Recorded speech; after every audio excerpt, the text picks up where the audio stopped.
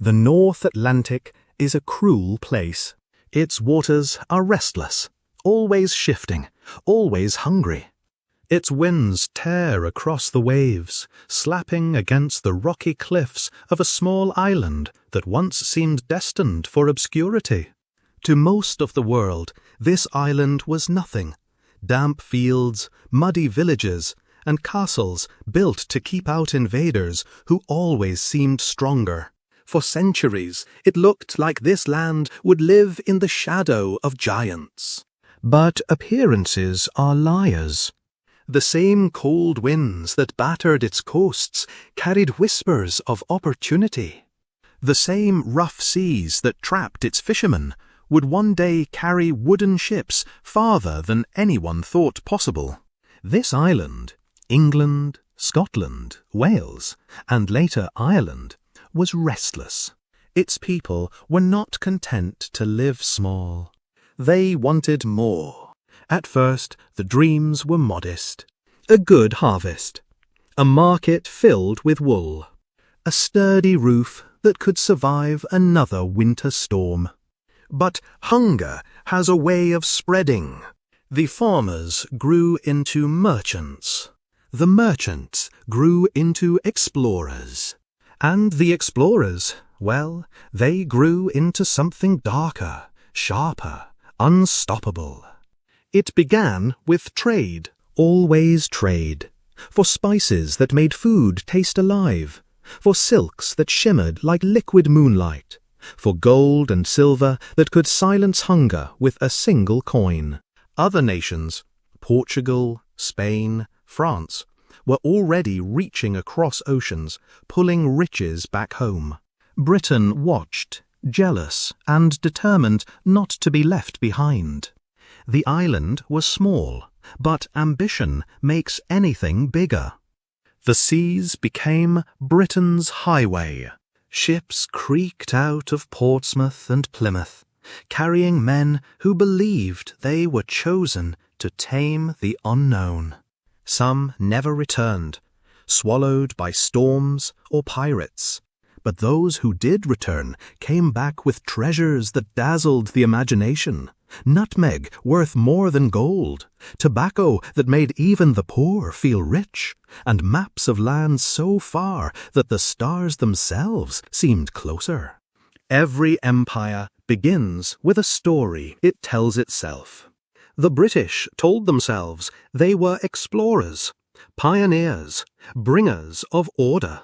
But beneath the fine words lay something sharper. They were not just exploring. They were claiming. And every claim left a scar. The island was learning a dangerous lesson. Power did not lie in soil or castles. Power lay in ships, in trade routes, in muskets and cannons. Power lay in the ability to show up on someone else's shore and decide without question that it now belonged to you. It is strange to think how quickly it grew. One moment, Britain was a scattered kingdom, fighting among itself, staring nervously at Spain's galleons and France's armies. The next moment, it was sending its own fleets to stake flags in the Caribbean, to carve settlements in America, to whisper promises of trade that always turned into chains of control. But the hunger did not stop at land. The British wanted seas too. Whoever ruled the seas ruled the world, and Britain, an island born from water, knew this better than anyone. Its navy became the iron spine of the empire. Each ship was more than wood and sail. It was a floating threat. There is a cruel irony here. The island itself was not rich in natural resources. Its soil was not the soft, endless kind that fed empires like China or India. Its summers were short, its winters long. And yet, perhaps, that was the secret. Perhaps it was precisely this hunger, this lack, that made Britain reach so far. It was a starving child that refused to stay hungry. Of course, not everyone agreed. There were voices who warned that such ambition was madness, that no small island could stretch its hand across oceans forever. But ambition is louder than caution, and Britain was already too enchanted by the taste of power. And so the transformation began. Fishermen became sailors. Merchants became traders. Traders became conquerors. What was once a small kingdom surrounded by rough seas began to believe it could be something more. An empire, a ruler of the waves, a master of lands it had never even seen. The ordinary lives of its people changed too. In small villages, mothers waved goodbye to sons who promised to return rich, though many did not. Taverns filled with stories of faraway places, of red-skinned warriors in America, of black-skinned captives taken from Africa, of golden temples that could be plundered if one only had the courage. Children grew up not just dreaming of farming their father's land, but of sailing out to grab a piece of the world. But there is always a cost. The wealth that trickled back into Britain was built on blood spilled elsewhere. Every chest of sugar carried whispers of plantations where men and women were worked until their bodies broke. Every barrel of rum carried the echo of chains. Yet in London the markets glittered. And when markets glitter, people forget the shadows that made them shine. This is how it begins. Not with a roar, but with a whisper. Not with armies, but with merchants. Not with kings shouting, but with coins clinking. The rise of the British Empire was not sudden. It was slow, careful, almost polite at first. But make no mistake, it was ruthless. Empires are not born overnight, but they are always born from hunger. Hunger for trade. Hunger for land. Hunger for power. The British Empire was no different. It grew not because it was the biggest, but because it was the hungriest. And so the island that once looked so small began to dream too big. Its eyes looked across oceans. Its heart beat faster with every ship that returned full of riches. Its hands reached wider with every flag it planted on foreign soil. No one could see it then, not fully. But the rise had already begun. The island was no longer just an island. It was becoming something else, something the world would soon know, fear, admire, and hate. The story of the British Empire was about to unfold, and like all stories of power, it would be filled with both glory and grief.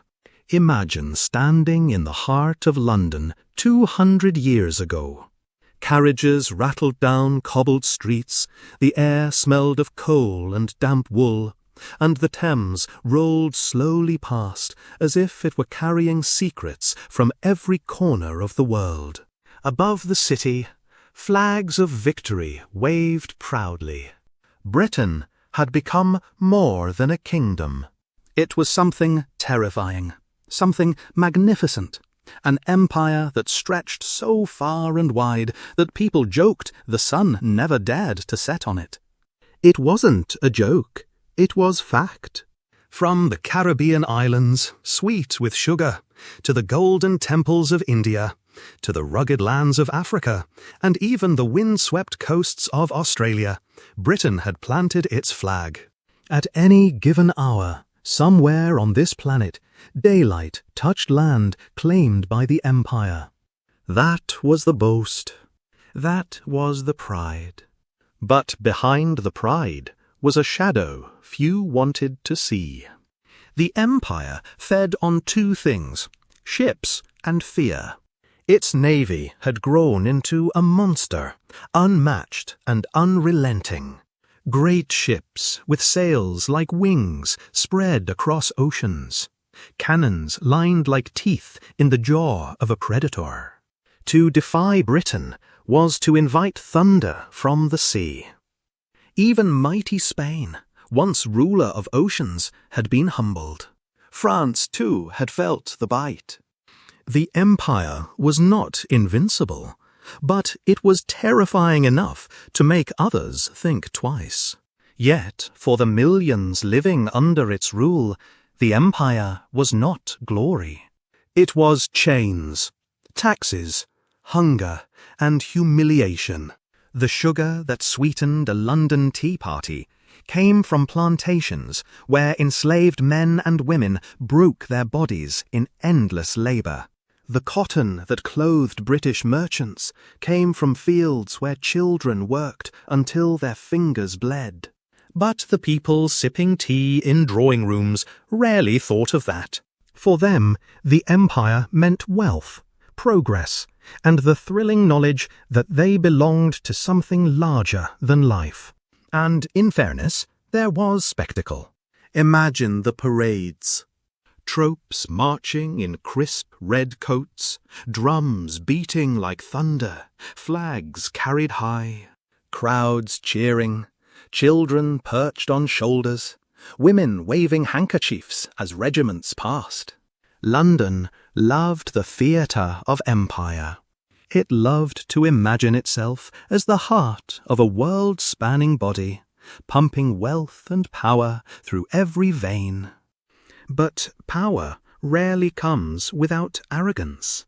The empire told itself stories, stories of civilization, of law, of order.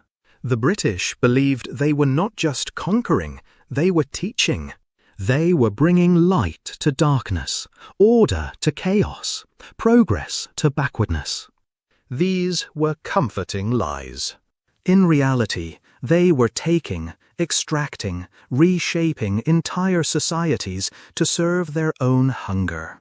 And yet, lies told often enough have a way of sounding true, especially when draped in the language of pride. Still, pride was not baseless. The empire's reach was astonishing. Think of a London clerk writing letters to Bengal, of Caribbean sugar arriving on docks by the ton, of African ports where British merchants bargained with kings or forced them into war. Think of Australia, turned into a prison colony, then into settlements, then into another jewel of the empire's crown. To many in Britain, the world seemed open, waiting, theirs for the taking. But what does it mean when the sun never sets? It means the empire never sleeps. Rebellions simmered in one land while treaties were signed in another. A riot in Jamaica, a famine in Bengal, a mutiny among soldiers far from home. To keep the empire alive, Britain had to spread its strength thin, sending soldiers and sailors to corners of the earth they barely understood. Every gain brought new problems. Every victory carried the seed of resistance. The irony was brutal. For the people under British rule, the empire often meant suffering. For the people at the centre of it, the empire meant pride and wealth. But both sides were trapped in the same cycle. Britain could not stop expanding without appearing weak, and those it conquered could not stop resisting without surrendering their dignity. The empire was a vast machine, and once its gears started turning, it was almost impossible to stop. Still, in London, the mood was triumph. The empire was at its height. The docks bustled with ships unloading tea, tobacco, silk, porcelain, ivory.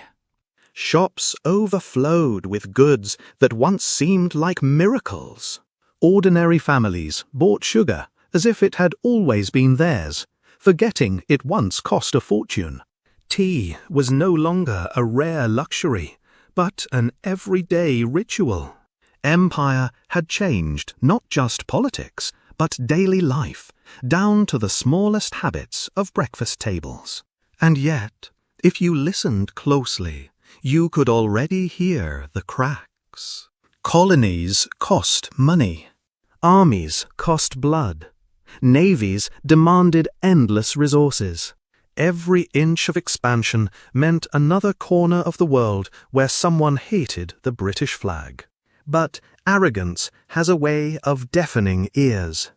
The empire carried on, convinced it could never fall. After all, how could the sun set on something that large? The phrase itself, "the sun never sets," was both a boast and a curse. It meant constant vigilance. It meant endless struggle. An empire that never slept eventually grew tired. Still, in this chapter of history, Britain was drunk on power. It walked with the swagger of a giant, even though it was only an island. Its kings and queens wore crowns heavier with every conquest. Its merchants grew fat with profits. Its cities hummed with industry. It seemed impossible that such power could fade. But history is patient. History waits. For now, the empire basked in its golden light. The sun shone on Caribbean plantations, on Indian railways, on African coasts, on Australian farms, on Canadian forests. The empire stood so tall that even its enemies had to tilt their heads upward. Yet deep in the shadows, rebellion simmered. And one day, the sun that refused to set would learn what all suns must, that light always fades and shadows always grow. A single leaf swirls in hot water, and the world bends a little. The saucer rattles, the steam rises, and somewhere far from the teacup, a cannon is rolled into place. It looks harmless, this little ritual of comfort, this warm pause in a grey afternoon.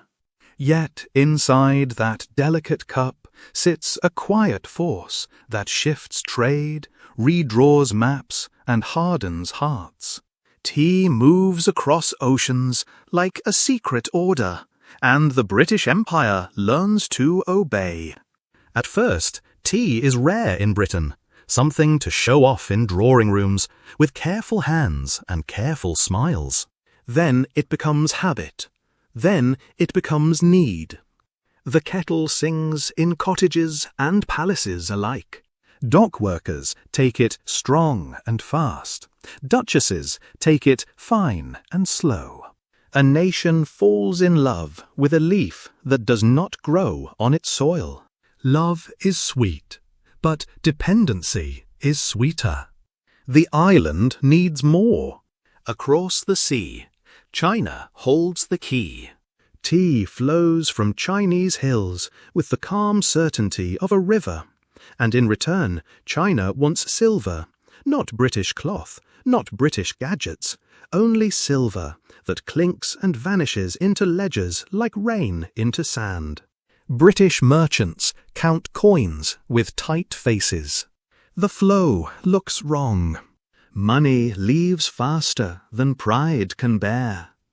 A cup of comfort at home means a drain of wealth abroad. Someone inside the counting house taps a quill and thinks of another way. The East India Company steps forward with tidy boots and untidy morals. It holds India in one hand and opportunity in the other. In Bengal and beyond, poppies bloom where grain once stood, red and milky and profitable. Farmers shift from food to narcotic, not by free choice, but by pressure dressed as policy. The harvest is packed, stamped, and shipped toward China. Smugglers carry the cargo like ghosts along the coast, slipping it past imperial laws, past customs, past conscience. Pipes glow in Chinese dens. Smoke curls, bodies weaken, markets tilt, and the silver starts to flow back toward London with a new smell on it. The balance pleases the ledgers and displeases the soul. Clerks write neat columns and pretend not to notice the human cost. Tea grows cheaper in London. Cups fill faster. Spoons clink with sugar from the Caribbean and milk from English fields. And the bitterness hiding beneath grows harder to taste. The company grows fat. The navy grows busy. And a great philosopher of profit is born inside every counting room. The island smiles at its teapot, while poppies change the fate of a continent. China notices. Officials send warnings written with the weight of a dynasty. One man, stern and unbending, orders opium destroyed. Chests burst open. Drugs spill into the sea.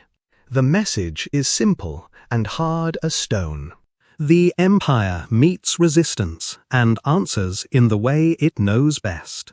Warships cut through water with clean lines and cold purpose. Sailcloth snaps, guns are rolled out, and a leaf in a cup becomes metal and fire. Forts crumble. Ports pry open like reluctant doors. Treaties follow, written in legal ink that smells like gunpowder. Hong Kong is handed over. New ports are forced to welcome British trade. Extraterritorial rights clip the wings of local law. A proud empire is pushed to swallow humiliation, and all the while British cups remain warm. The story refuses to stay in one theatre. Across the Atlantic, another drama brews in a smaller pot. In the American colonies, tea carries tax, and the tax carries meaning. Men in Boston stare at crates and feel the weight of a distant parliament pressing on their chests. They act with a neatness that surprises even themselves. Crates split open. Tea fans across cold water like a ground tide. The harbour smells faintly of a drink that no one intends to sip that night. A parliament miles away draws its line. An empire that has grown used to obedience discovers that its voice can crack. The chain from London to the colonies thins, then snaps. War follows, stubborn and muddy. The 13 colonies step out of the British shadow and call themselves something else. A single leaf does not cause a revolution alone, but it gives that revolution a flavour everyone remembers. Back in Britain, the kettle still sings. The habit deepens. The teapot becomes a symbol of order, of home, of the calm that everyone craves after the noise of factories and the soot of streets. A cup seems to say that everything is under control, that the world moves to a comforting rhythm. Ships bring the leaf. Shops sell the leaf. Families drink the leaf. The ritual hides the machinery behind it. Clippers race the monsoon, hulls packed tight, masts leaning like runners at the finish line. Sailors sleep in hammocks, dreaming of fresh bread and dry socks. Owners dream of margins and new townhouses along clean squares. The triangle tightens. Indian fields trade food for opium. Chinese markets trade opium for silver. British merchants trade silver for tea. The circle closes with a neat click. Each step leaves a bruise. In India, the change in crops pushes villages toward hunger when monsoons misbehave. In China, addiction spreads like a fog through alleys and palaces alike. In Britain, prosperity floats on moral drift, steady enough to be ignored by those who find comfort in full cups and full tills. The empire places a small porcelain lid over a very large storm. The company, that strange creature with 1 foot in commerce and 1 foot in government, grows bold. It levies taxes, hires private armies, and behaves like a state in all but name. The tea trade is not just trade, it is policy with a fragrance. Offices in Leadenhall Street send orders that change the lives of people who will never know those offices exist. The pen moves, and a farmer's field changes colour. The pen moves again, and a port city opens its gates to foreign ships. The pen always moves with a calm hand. Everyday life in Britain feels better. Wages buy a little sugar and a little tea, and suddenly the grind of the factory seems slightly less sharp. Tea breaks enter the rhythm of work like small islands of relief. In parlours and kitchens the same sound repeats, the light clink that means the ritual begins. It is a national heartbeat, gentle and deceptive. It hides the convulsions miles away. News arrives with a delay, and with it arrives a faint change in tone. Reports of battles won read like routine, but the lists of costs grow longer. Warships need repairs. Warships need repairs. Garrisons need supplies. Diplomats need leverage. Every easy cup at home asks for hardness abroad. The empire becomes a creature with a soft face and a tough shell. The softness sits on saucers. The toughness rides under the white ensign. Humour creeps in the strangest places. In London, men praise the briskness of the morning brew as if the drink itself were a helpful clerk. In taverns, someone claims the steam clears the head better than a sermon. In kitchens, a child complains that milk first or tea first decides who gets to be in charge for the day. People laugh. Laughter lives anywhere it can. It does not cancel the truth, but it gives the truth a chair, while everyone pretends not to notice the weight. Time stacks up. A second war in China follows the first, and the treaties spread their pages across tables like pale wings. Missionaries arrive with Bibles, merchants with contracts, soldiers with discipline. The empire tells itself a story of improvement that holds together if the light stays dim. In a brighter light, the story shows seams. Trade builds and bruises at the same moment. Law tidies and humiliates in the same line. Civilization arrives in packages tied with rope and opened under guard. All of it because a nation decided that a hot drink suited its temper. Tea shapes schedules, shapes markets, shapes wars, shapes jokes, shapes silence.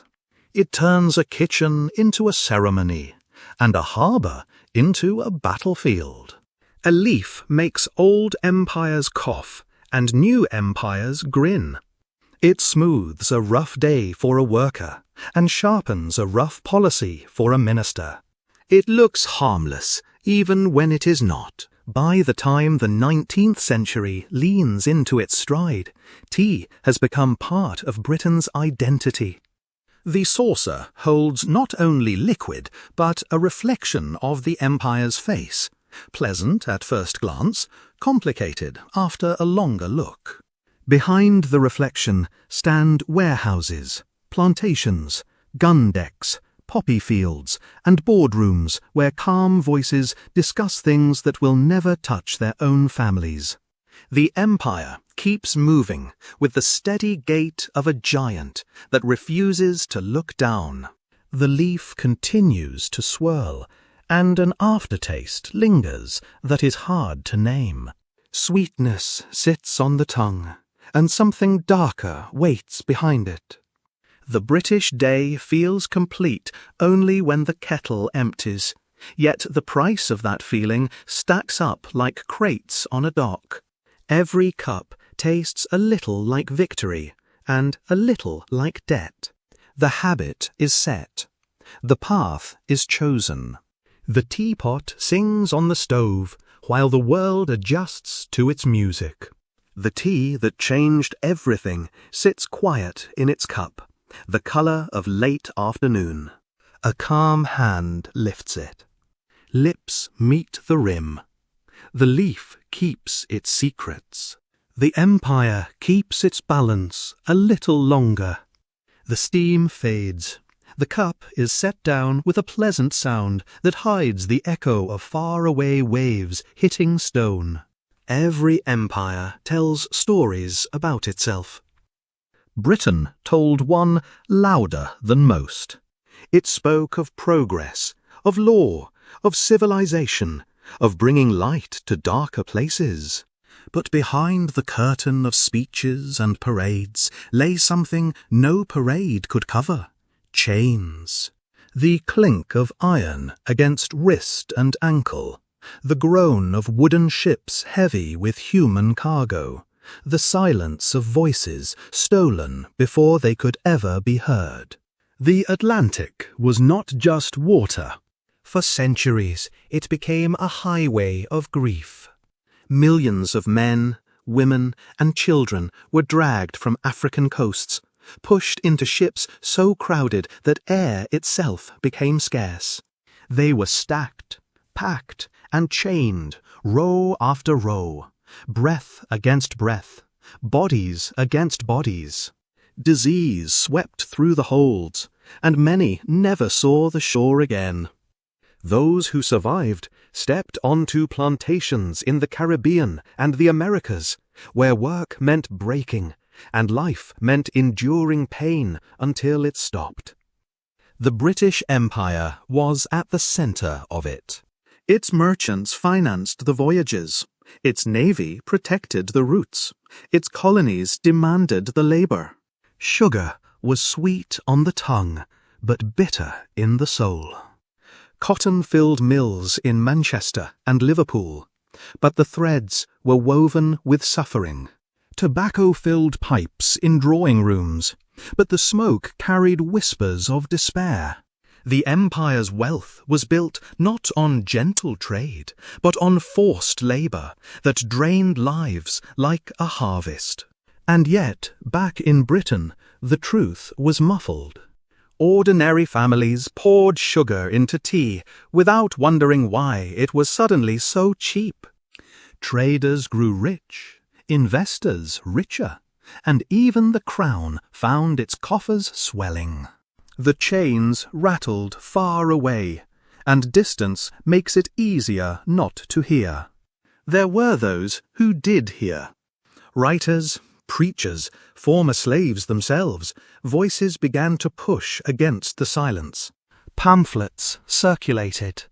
Testimonies leaked. The stench of slave ships, the cruelty of overseers, the starvation of children. It began to trickle into parlors and churches, hard to ignore, harder to defend. People argued. Was it right to profit from suffering? Could a nation call itself civilized while treating humans as property? The defenders of the system shrugged with cold logic. They said it was necessary. They said it was profitable. They said it was too late to stop. They said progress demanded sacrifice. Progress always seems to demand someone else's sacrifice. But beneath the surface, something was changing. The same ships that carried chains also carried ideas. The Enlightenment whispered of liberty. Revolutions in America and France shouted about rights. Slave uprisings in the Caribbean proved that even the most brutal chains could be broken with fire and courage. Every rebellion sent a tremor back to Britain. The empire had grown powerful, but it had also grown fragile. How long could it stand on such cruel foundations? By the late 18th and early 19th centuries, abolitionist movements in Britain grew louder. Men like William Wilberforce spoke in Parliament, their words sharp, their faith steady. Women boycotted sugar, refusing to sweeten tea with blood. Former slaves like Oluda Equiano wrote books that exposed the horror in detail that no polite conversation could erase. The empire was forced to look at its own reflection, and it did not like what it saw. Still, change was slow, as it always is when profit is at stake.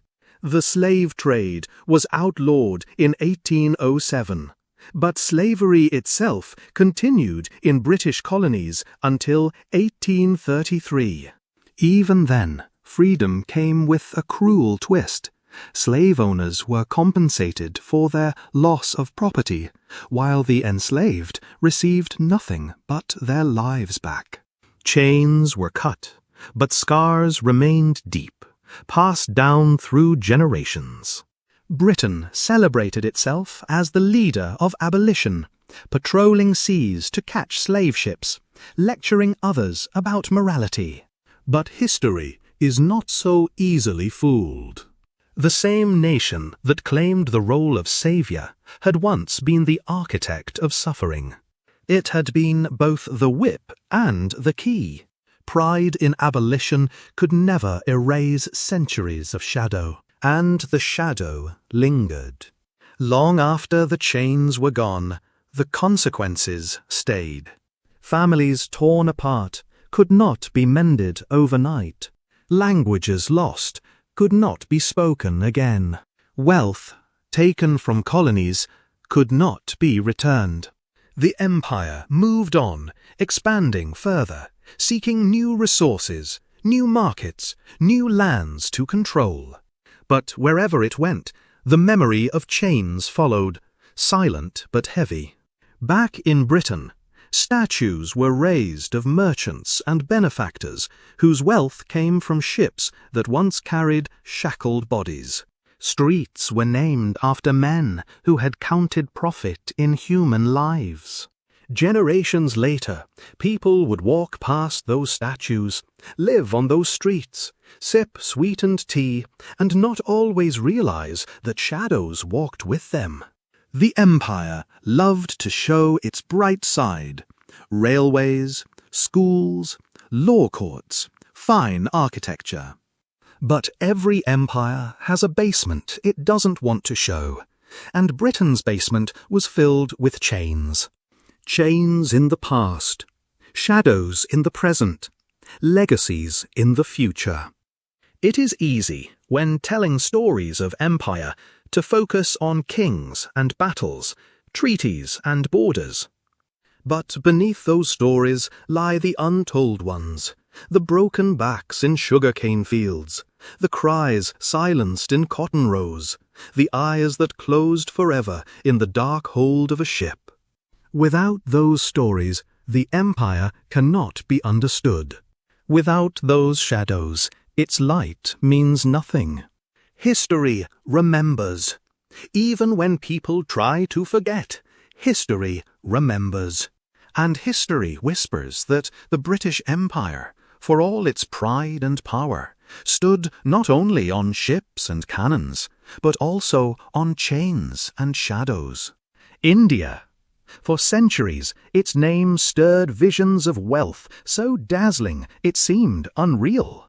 Spices that perfumed the air, fabrics so fine they felt like water, jewels that caught sunlight and split it into 1,000 colors. To poets and travelers, India was abundance itself.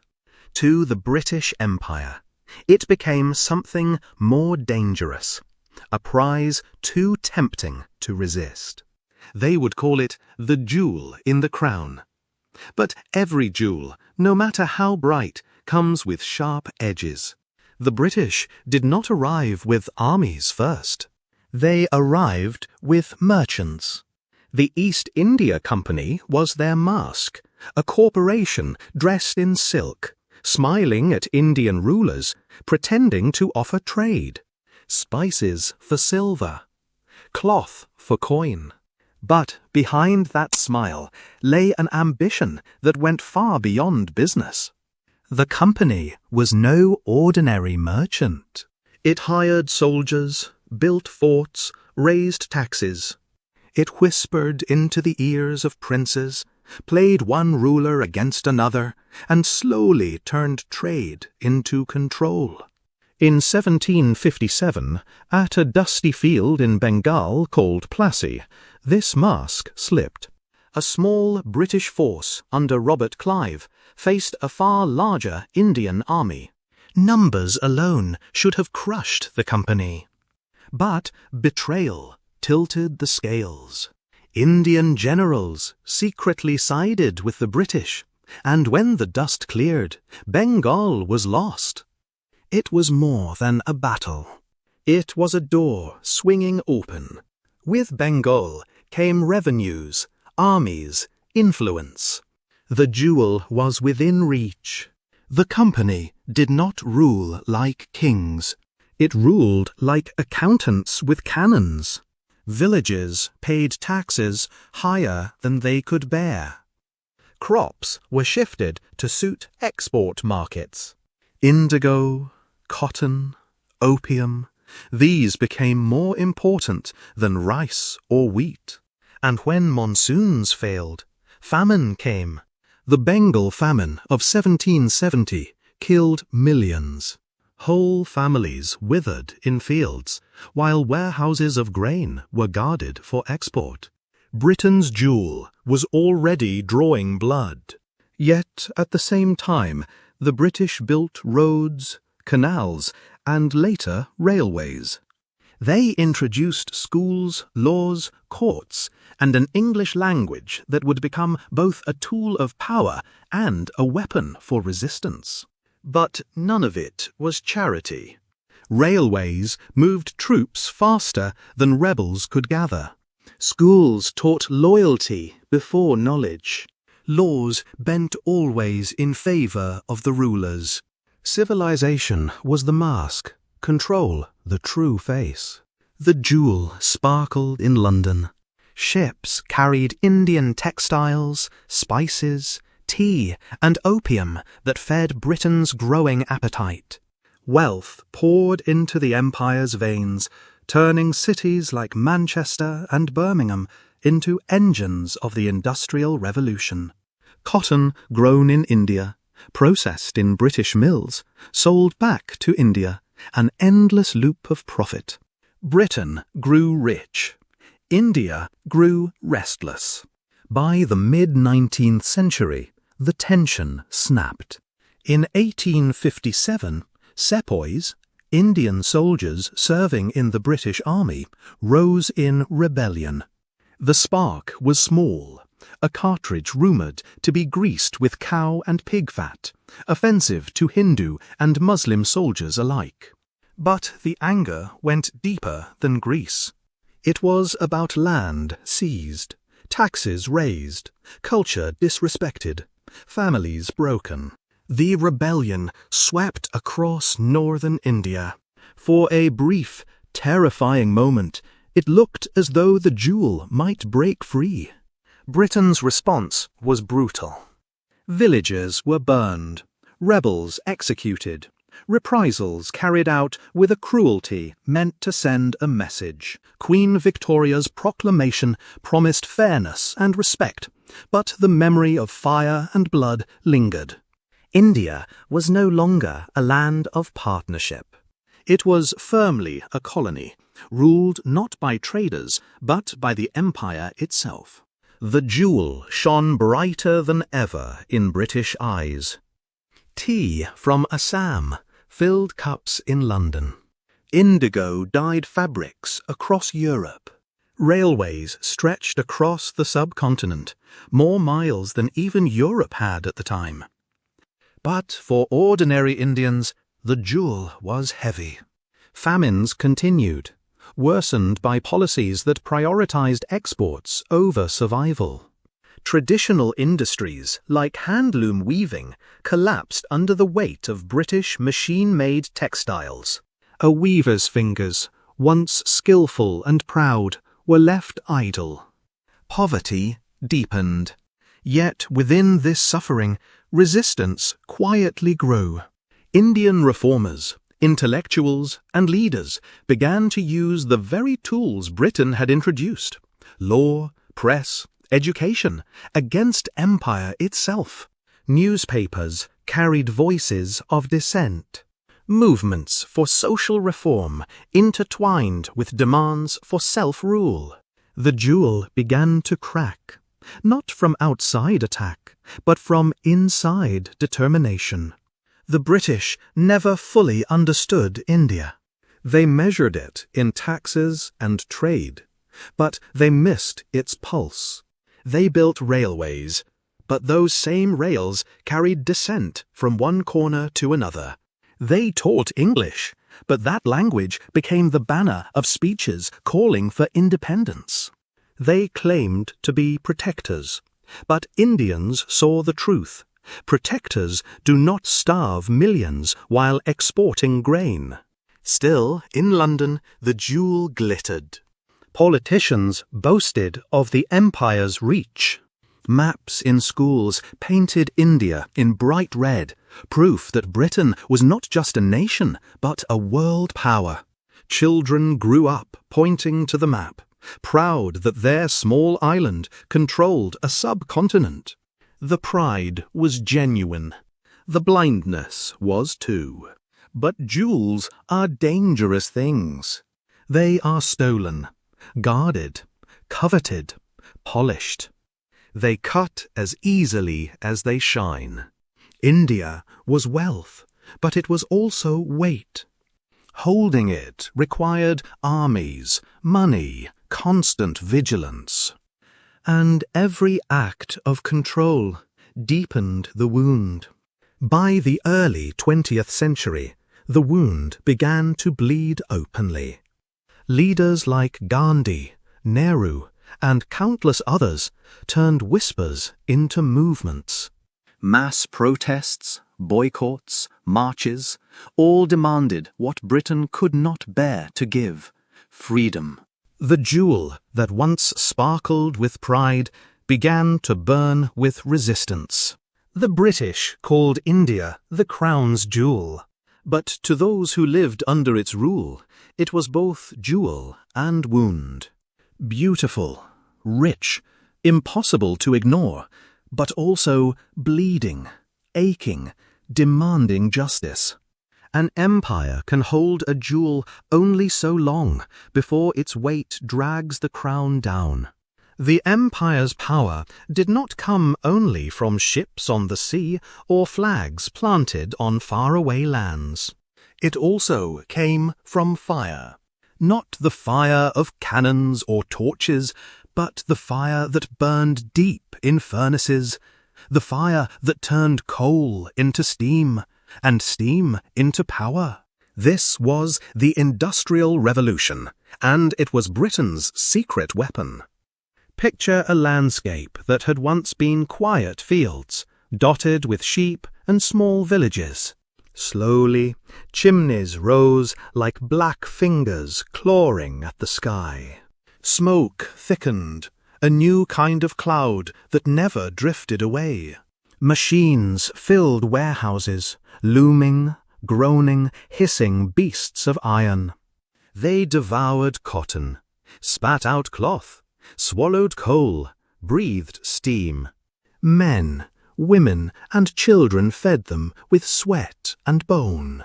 Britain called this progress. The world would call it unstoppable. Factories turned the empire into a workshop for the world.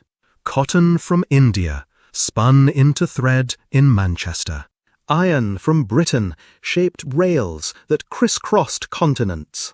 Ships built with British steel cut through oceans faster than ever before. Goods poured outward, textiles, machinery, weapons, flooding markets from Africa to Asia. Local industries collapsed, unable to compete with the relentless tide of cheap, mass-produced goods. What had once been crafted by hand in village huts now lay in ruins before British cloth, British steel, British fire. But factories were not temples of glory. They were prisons of labor. Children crawled under machines to clean lint, sometimes crushed when the gears turned without warning. Women worked from dawn until night, fingers cracked and eyes red from dim light. Men shoveled coal until their lungs burned black. Cities swelled with workers who lived in slums where rats were as common as bread. The empire grew rich, but its people often grew sick. Progress was painted in smoke, and the paint never washed clean. Still, the fire gave Britain teeth sharper than any rival.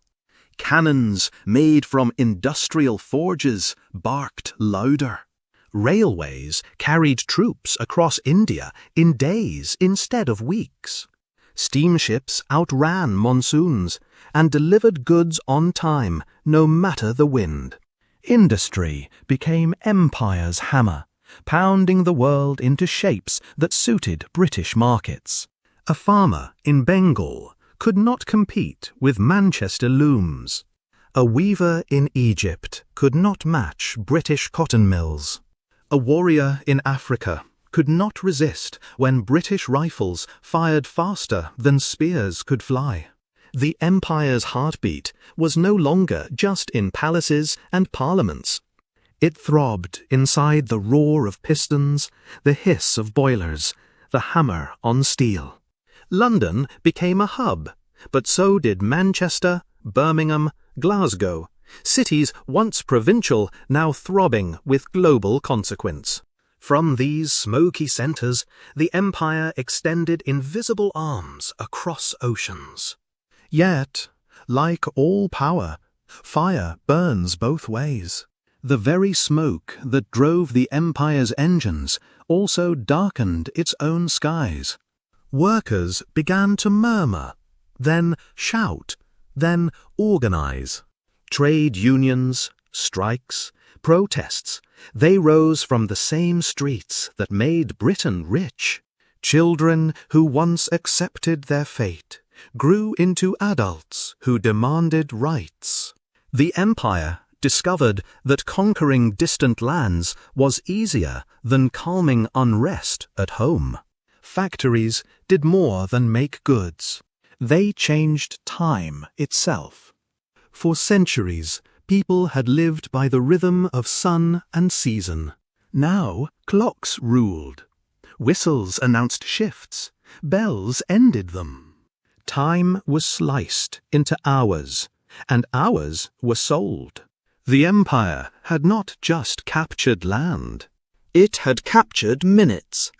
Overseas, factories brought new kinds of domination. Indian farmers were pressed to grow cotton instead of food, indigo instead of grain. Famines followed, silent partners of industry. In Africa, entire economies bent toward British demand for palm oil, copper, or gold.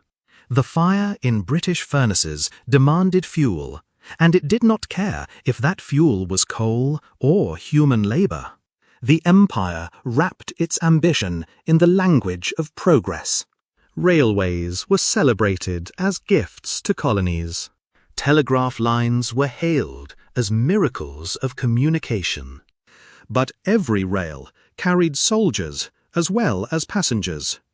Every telegraph carried orders of conquest as well as news. Progress, in the empire's mouth, was another word for control. Still, Britain looked at itself and saw pride. It was the first industrial nation, the pioneer of modernity. Other countries envied it, studied it, raced to catch up. Visitors from Europe and Asia came to tour the factories, to marvel at machines that never seemed to tire. Britain stood at the center of a storm it had created, believing the fire could burn forever without cost. But fire eats what feeds it. Coal mines dug deeper. Workers demanded higher pay. Rival nations, especially Germany and the United States, began to light their own fires, building industries that challenged Britain's supremacy. The empire could no longer claim monopoly on machines. Its head start was real, but time was ticking. At home, soot stained every surface. The Thames turned black with waste. In some towns, sunlight rarely reached the ground, blocked by smoke so thick it felt like fog. Diseases spread in crowded alleys. Children coughed before they learned to read. The empire shone abroad, but cracked at home. Still, the factories roared. The mills spun. The furnaces burned. Britain could not stop, even if it wanted to. Industry was no longer a choice. It was a hunger that devoured everything in its path. It brought riches, yes, but also restlessness, both at home and in colonies stretched to breaking under its demands. The fire that powered the empire also foreshadowed its decline. Because fire, no matter how bright, always burns out or consumes too much. Britain's factories had given it global power, but they also created inequalities, tensions, and enemies that would one day come knocking. The empire had forged its crown in iron and coal, but the weight of that crown was growing heavier with every puff of smoke. And so, in this chapter, we see the empire not just as conqueror with armies and ships, but as manufacturer with chimneys and machines. The jewel of India may have glittered, but the fire of industry was what kept the crown on Britain's head. Yet fire, uncontrolled, always threatens to scorch the hand that lights it. The 20th century opened with Britain standing tall, its maps painted red from Canada to Africa to Asia. The Union Jack fluttered over lands where the sun rose and set in endless succession. Children in schools recited with pride that they belonged to the greatest empire the world had ever seen. But history, as always, had other plans. The First World War arrived like a storm no one believed possible. Politicians had promised it would be quick, over in months, settled before Christmas. But the trenches dug across Europe told another story. Mud swallowed men, shells rained day and night, and machine guns turned battlefields into graveyards. Britain fought not alone, but with its empire. Soldiers from India marched in France. Troops from Africa fought in East Africa. Canadians charged at Vimy Ridge. Australians and New Zealanders bled at Gallipoli. For those men, many of whom had never even seen Europe, the war was a cruel education. They had been told they were fighting for king and country, for honor, for freedom. But in the trenches, under gas attacks, knee-deep in filth, honor felt distant. Still, they fought bravely, because the empire demanded it. Britain survived the war, but it did not emerge the same. Its coffers were drained, its people exhausted, its colonies more aware than ever that they had paid in blood for a war that was not theirs.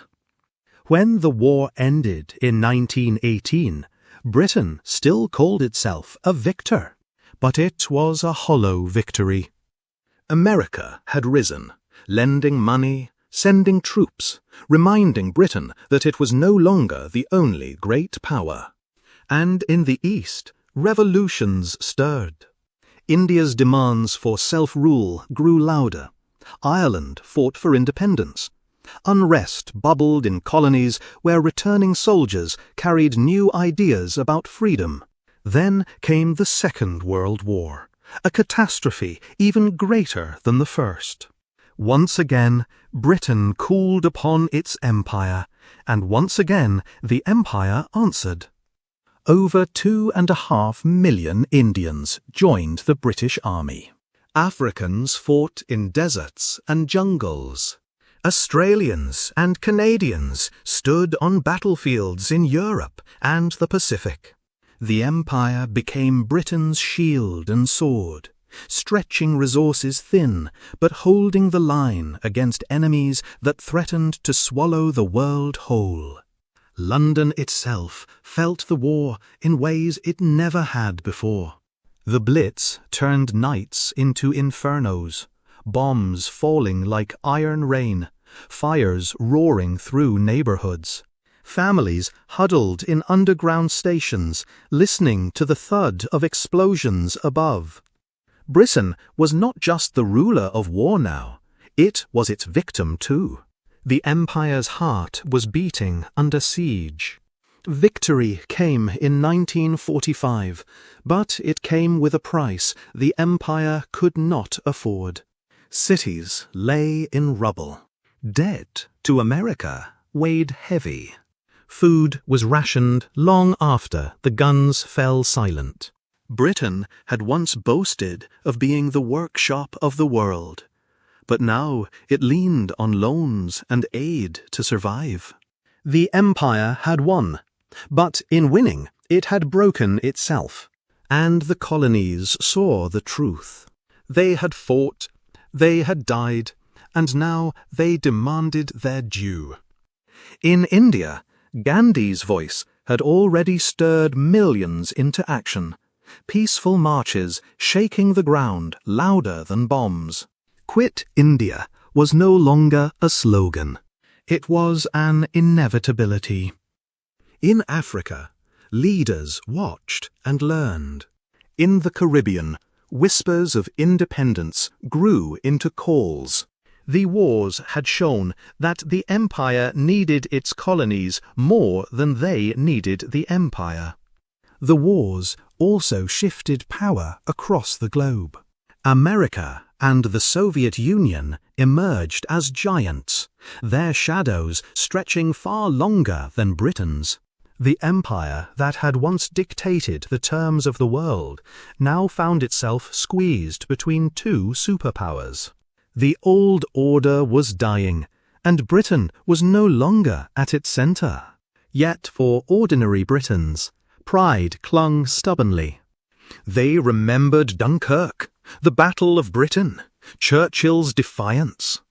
They told themselves the empire still mattered, still shone, still commanded respect. But deep down, everyone knew something had changed. The empire could not return to its old glory. The wars had shaken it, cracked it, drained it. The world was moving on, and Britain would have to move with it or be left behind. The irony was sharp. The very wars that Britain had fought to preserve freedom, democracy, and order had exposed its own contradictions. How could it preach freedom in Europe while denying it in India? How could it claim to fight tyranny while ruling colonies by force? Soldiers who had fought for Britain returned home with these questions burning in their hearts. And questions like that never stay silent for long. The empire had survived Napoleon, survived revolutions, survived crises. But the world wars were different. They were not just battles. They were earthquakes.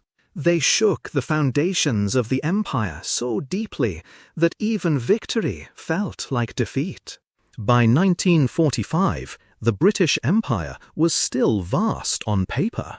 The maps were still painted red. But the red was fading, like old ink left too long in the sun. The wars had drained the wealth, broken the illusion of invincibility, and opened the door for independence movements to march through. The empire had stood tall for centuries, but under the weight of 2 global wars, it had begun to stoop. The giant was tired, its crown heavy, its grip weakening. The stage was set for winds of change that would sweep faster than Britain could hold them back. The wars had not destroyed the empire in one blow, but they had weakened it enough that the next gust of rebellion, the next demand for freedom, would no longer be a threat. It would be a reality. The empire had survived storms before. It had outlasted rivals, rebellions, and revolutions. But the storm that swept across the world after the Second World War was different. It wasn't a storm of armies or gunfire. It was a storm of voices, of people long silenced, finally demanding to be heard. They called it independence. Britain would call it the winds of change. The phrase was spoken years later by Prime Minister Harold Macmillan in Africa, but the truth was already clear before his lips ever formed the words. The winds were not gentle breezes. They were hurricanes that no empire could resist. It began with India, the so-called jewel of the crown. By the 1940s, Britain's grip on India was thin, stretched by war, debt, and exhaustion. Gandhi's non-violent resistance had already turned marches into weapons sharper than swords. Nehru spoke of freedom with a certainty that rattled British halls of power. The Quit India movement shook the ground under colonial feet. By 1947, the empire admitted what it had long denied. India was no longer theirs to hold. The jewel slipped from the crown. But independence was not neat. Partition tore India and Pakistan apart. Rivers of blood flowing through villages as neighbors turned on neighbors. Britain walked away, claiming it had handed over power with dignity. But in truth, it left behind scars so deep they still ache generations later. This was the first great gust of the wind. Other nations felt it too. Across Africa, leaders rose who had studied in British schools, who had learned English, who knew the language of law and protest. They used those very tools against the empire. In Ghana, Kwame Nkrumah called for self-rule and got it in 1957, the first black African nation to break free from colonial rule. Soon, Nigeria, Kenya, Uganda, Tanzania, Zambia, one after another. The map of Africa shifted from red to green, white, black and gold. But the winds of change were not gentle in Africa. In Kenya, the Mau Mau rebellion fought a brutal war against British settlers and soldiers. Villages were burned, thousands were imprisoned, torture chambers filled with screams. The empire, desperate to hold on, showed its ugliest face once more. Yet even with violence, the tide could not be stopped. The winds howled too loudly. In the Caribbean, voices sang for freedom too. Jamaica, Trinidad and Tobago, Barbados, and others won independence in the 1960s and 70s. Flags that once bore the Union Jack were lowered, and new colors rose. In Asia, Burma, Malaya, and Singapore slipped away, each with its own struggle, each leaving the empire smaller.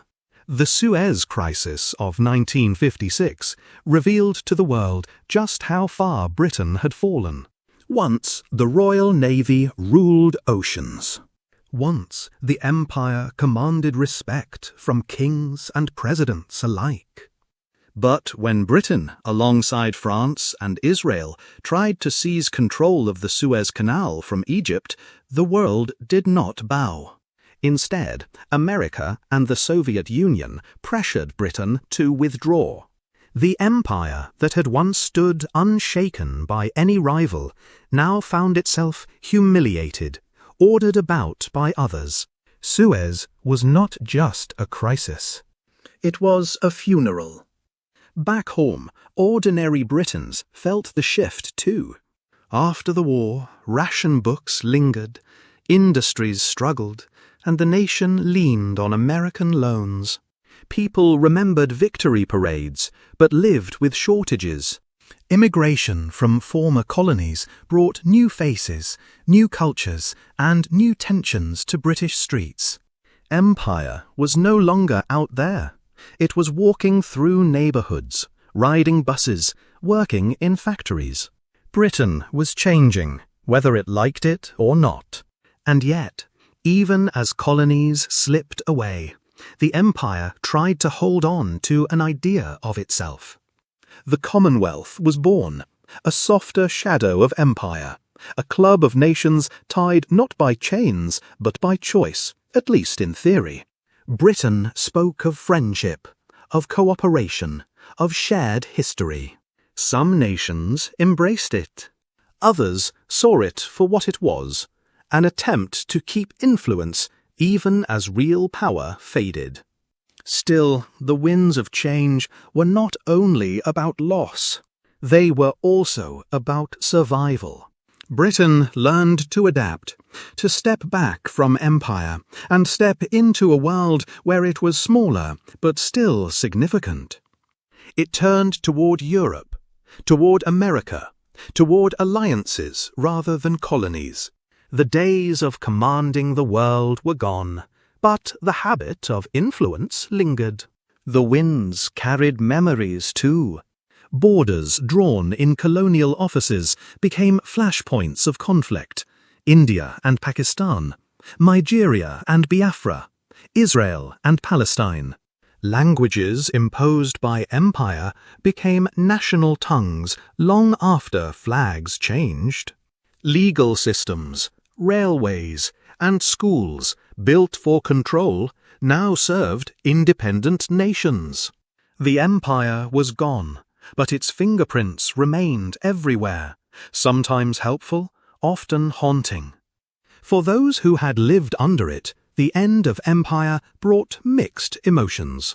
Pride in freedom, pain in the violence that often came with it, anger at the years stolen, curiosity about what came next. For Britain itself, the loss was like watching a crown crumble piece by piece.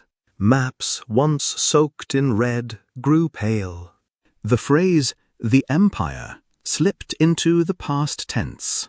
But history rarely moves in straight lines. The empire did not vanish overnight. It faded. One territory here, another there. A negotiation in one corner, a rebellion in another, a speech in Parliament, a march in a village, a flag raised, another lowered. Like a great tide retreating, the empire left behind puddles of influence, echoes of power, but the sea itself was gone. By the 1970s, Britain was no longer an empire at all, at least not in the way it once had been. It was a nation, tired, proud, uncertain, still holding on to a handful of overseas territories, but no longer pretending to rule the world. The winds of change had blown hard, and the old empire could not withstand them. And yet, the story does not end with silence. Because the winds do not only take, they also carry seeds. Out of the ruins of empire grew new nations, new identities, New movements. The British Empire fell, but its fall reshaped the modern world. The winds of change were not just history. They were destiny, and once they began to blow, nothing could stop them. Empires rarely collapse in a single day. They do not crumble like old castles struck by lightning. They fade, piece by piece, like ink washing off a page in the rain. The British Empire was no exception. By the mid-20th century, its fall was not sudden but steady, a slow retreat, marked by humiliation abroad and confusion at home. The Suez Crisis of 1956 had already sounded the bell. Once, Britain had been able to dictate the fate of oceans and continents. But when it tried to seize the Suez Canal from Egypt, the world did not listen. Instead, America and the Soviet Union forced Britain to step back. In that moment, the illusion shattered. Britain was no longer the master. It was a nation leaning on others, a shadow of the power it once wielded. Maps still showed red patches here and there, Hong Kong, Gibraltar, islands scattered across oceans. But they were no longer jewels in a crown. They were reminders of a crown that had slipped. Each year, another colony declared independence. Some left with speeches and ceremonies, others left with blood in the streets. Either way, the empire shrank, like a tide retreating inch by inch. At home, the mood was complicated. Many clung to pride, remembering the empire as a time of glory, of adventure, of order. But others saw the truth. Britain was smaller now, poorer, struggling to rebuild after the wars. The factories that once roared with industry were falling silent. Shipyards closed, coal mines emptied. The same machines that had once fueled empire now stood rusting, while rivals like America, Germany, and Japan surged ahead. Immigration from former colonies brought new life into Britain's cities. Caribbean workers arrived to drive buses, staff hospitals, build houses. Indians and Pakistanis opened shops, worked in factories, sent their children to schools. London, Birmingham, Manchester all grew more diverse. But with change came tension. Racism flared. Neighbors who once lived in homogeneous streets now struggled to accept faces and accents that reminded them of the empire's reach. The empire was gone, yet it had come home, reshaping Britain in ways few had expected.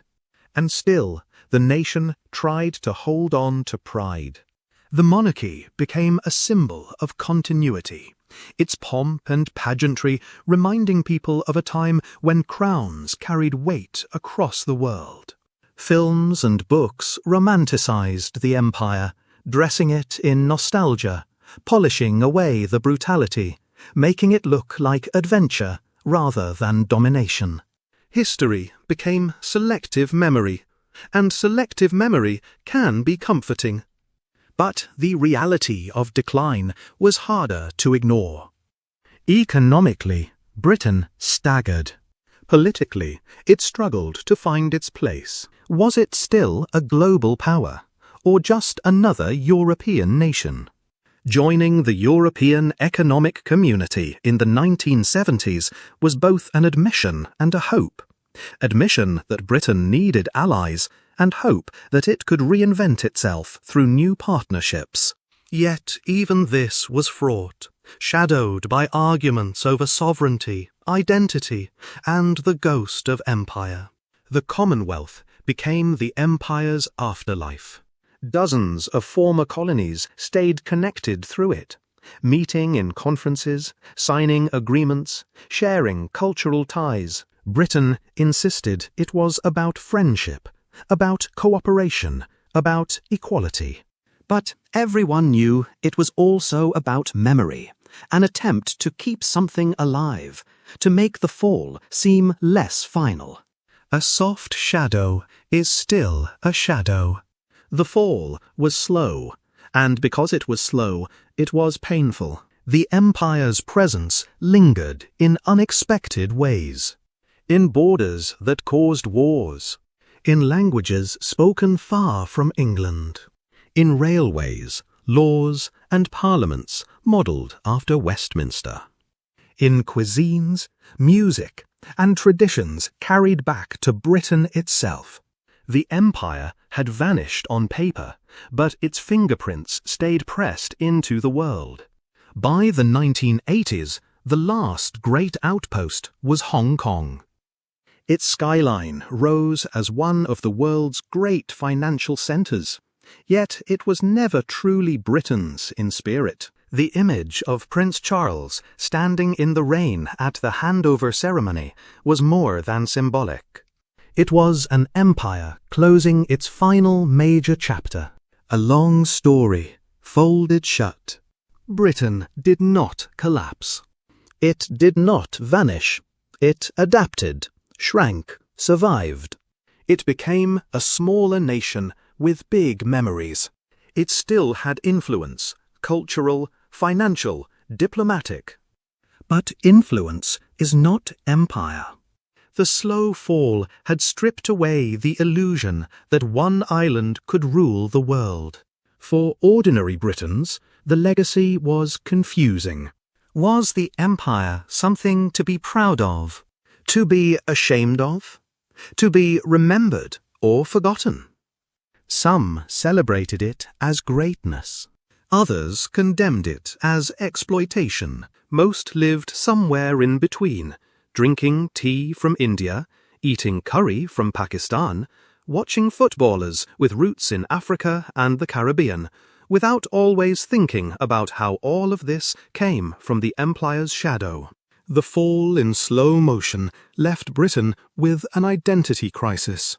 Once it had been the ruler of seas, the builder of railways, the painter of maps.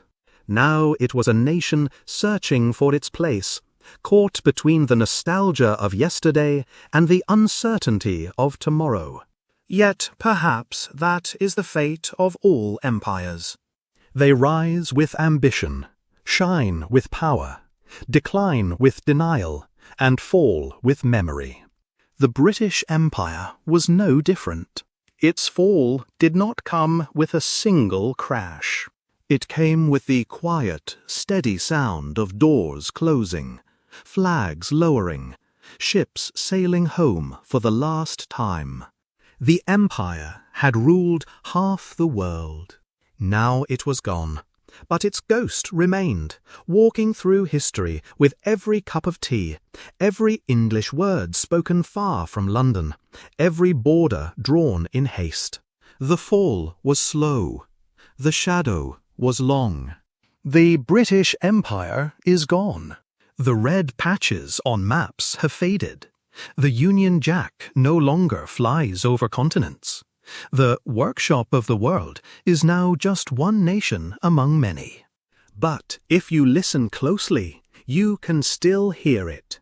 Not in the roar of cannons or the cheers of parades, but in whispers, habits, and scars. Empires do not vanish when the flags come down. They linger in the bones of the world. Listen to language. From Nairobi to New Delhi, from Kingston to Sydney, English rolls across tongues. It became the empire's greatest export, not by choice, but by force. Today it binds the globe in business, diplomacy, film, and song. It makes strangers understandable to each other. Yet its spread was born of classrooms where local languages were silenced, children punished for speaking the words of their ancestors. The gift carries a bruise. Look at borders. The lines that carve Africa, the Middle East and Asia were often drawn in British offices with rulers and maps, careless of tribes, cultures, or faiths. Those lines still bleed today, sparking conflicts that trace their roots back to colonial pens. A map is not innocent. It remembers who held the ruler. Taste the food. In Britain, curry is as common as fish and chips. Tea flows at every hour, sweetened with sugar, once stained by slavery. Caribbean spices, African flavors, Indian recipes all sit on British tables. The empire came home in kitchens and stayed there, long after it left parliaments and palaces. What was once foreign is now familiar. Empire reshaped taste as much as it reshaped trade. Walk through cities. Streets bear names of colonial governors, merchants, admirals. Statues of men who built fortunes on exploitation still rise in stone and bronze. For decades they stood unquestioned, silent reminders of power. Now debates flare. Should they stay as history or fall as symbols of oppression? Memory is heavy, and how to carry it divides generations. Step into former colonies, and echoes sound louder. Railways stretch across India, first built to move soldiers and goods, now carrying millions of passengers daily. Legal systems in Africa mirror British courts, even when wigs and robes feel absurd under tropical suns.